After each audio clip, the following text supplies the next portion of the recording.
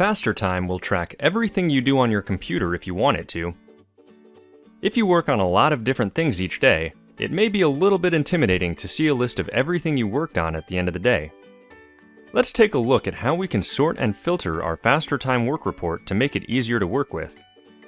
We'll open the work report by going to New on the Faster ribbon and clicking the Activity Tracking button. The left panel on the work report contains several options for sorting and filtering our activities. At the top, we can choose whether we would like to include time entries and expense entries in this list. If we uncheck one of the boxes, that type of entry won't even appear. We can also choose whether to include entries that have or have not been assigned automatically to matters, so we can easily look through our unassigned entries to find activities to bill without having to worry about things that have already been assigned to a matter. Another option is to filter the work report by date. If we click the calendar icon, we can choose a specific date to look at without viewing activities that started on other days. It's important to remember that FasterTime tracks activities based on when they were started, so if we opened a document for the first time on one day and worked on it more another day without removing the entry from the work report, it will still show up under the day it was first opened. The next filtering setting lets us configure a minimum time to use when displaying entries.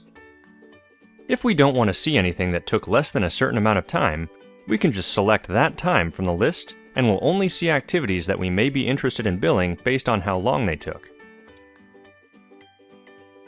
The last option for filtering the work report is to filter specific columns by the information contained in them. If we look at the top of the activity list, we'll see a funnel icon over a few of the columns.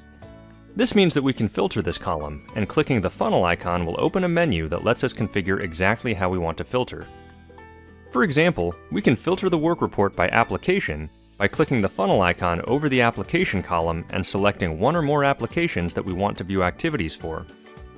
These filters can be combined with the other filters on the left to really specifically narrow down what we want to see in the activity list.